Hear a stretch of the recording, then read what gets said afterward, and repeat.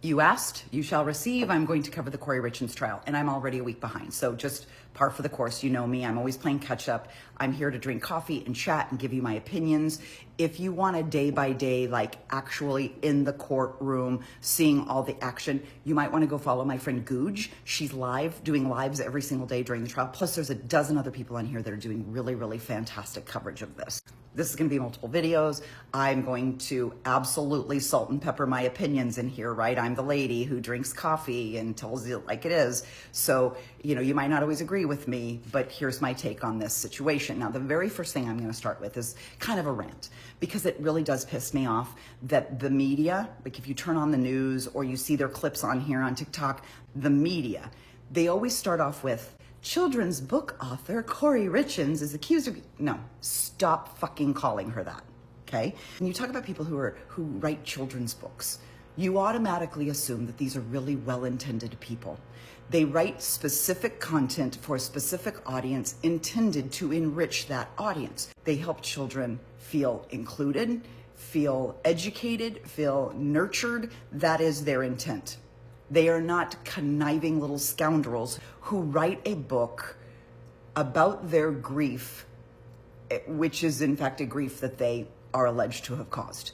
And their manner, the manner by which they make children feel loved and safe, is not by allegedly killing their father. She's a fake and a phony, and I refuse to refer to her as a children's book author. My videos, she's going to be an accused murderer, because that's what she is. Go grab your coffee, here we go.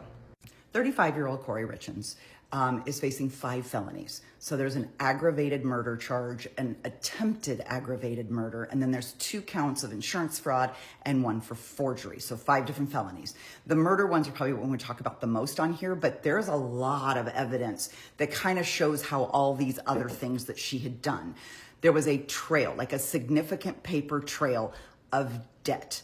At the time of her husband, Eric Richins' death, Kouri had racked up about $4 million in debt. So there's a lot of stuff that she was doing. And essentially it was a house of cards, right? She was borrowing to pay this one, then she's borrowing to pay this one. And then it gets to where the forgery and the insurance fraud come in, because she's alleged to have acted like fake power of attorney and applied fake signatures and got extra life insurance policies on her husband that he didn't know existed. He took out loans that he didn't know existed on properties that he owned because she forged everything. So there was this big trail, and it does look, I'm just going to say this, from the evidence that I've seen so far, it does look like there was an attempt over the course of a couple of years to like bleed him dry. So whether or not she was just too scared to admit she was in financial problems or intended to take all of his money and then either leave him or off him, we don't know. But there is a trail of really, really suspicious activity. She's accused of mixing her husband a drink, serving him a drink that was laced with fentanyl, and murdering him. Eric Richins died in the early morning hours of March 4th of 2022. The autopsy shows that he had 5 times the lethal dose of fentanyl.